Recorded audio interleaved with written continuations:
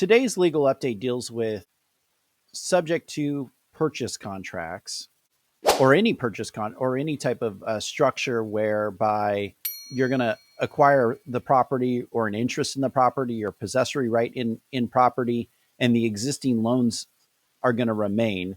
And it's going to be your obligation as the buyer and subsequent either fee title owner, vendee under an agreement for sale, or a tenant under a lease. It's going to be your obligation to make the monthly loan payments. And all of the documents that you're going to execute in order to move forward with the transaction in acquiring property subject to the existing loans are going to have a requirement in them that you're going to pay those existing loans. And if you don't pay those existing loans, then the seller of the property, or if you do a long-term lease, the landlord would have the right to basically terminate those documents and either foreclose, do a forfeiture on an agreement for sale, or do an eviction on a lease and come back in and take over the property, and you're out.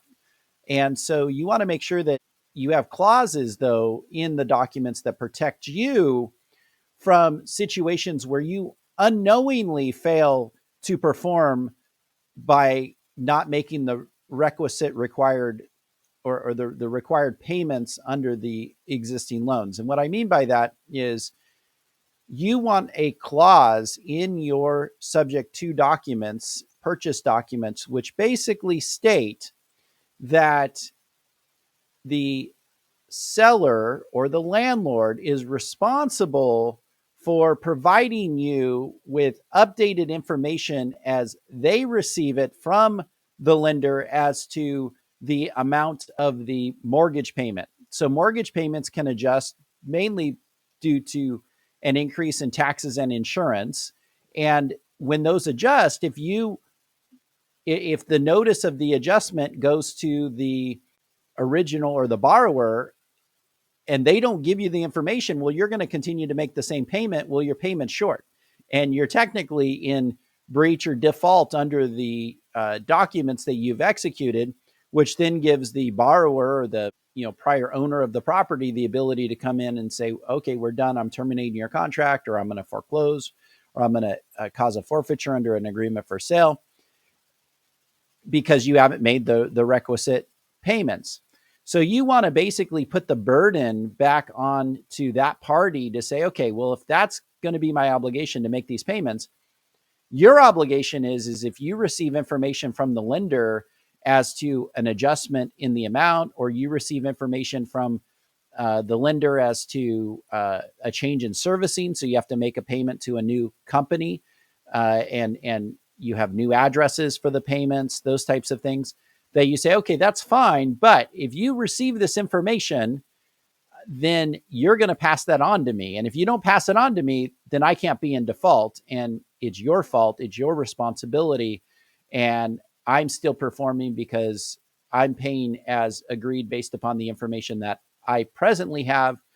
And it was your duty to make sure to update me with any new information. So you want to make sure you have a clause in your subject to documents that basically puts the responsibility to provide information regarding any change in the loan payment, any change in the address where payments are to be made, any change in the name of the servicer where payments are to be made. You put those in there and you put that burden on the borrower former owner of the property.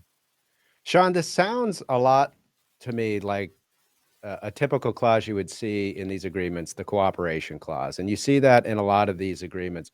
Why isn't, in your opinion, just a standard cooperation clause not sufficient? And I take from your legal update that you want a separate provision that deals with this specifically. Why is not just a standard cooperation clause going to be sufficient? Yeah, the reason why a standard cooperation clause isn't sufficient is that the cooperation clause basically says that the parties are going to cooperate with each other to execute further documents. It could also say provide information that is necessary for the parties to carry out the terms of the transaction.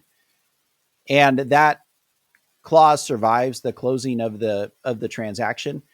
So if you add the term information in, that probably is sufficient, but I want something more specific dealing with, hey, if you get information from the lender, you have a duty to timely provide that information. I, as the buyer, should not have to go and reach out to you and say, have you received any information? What information do you have?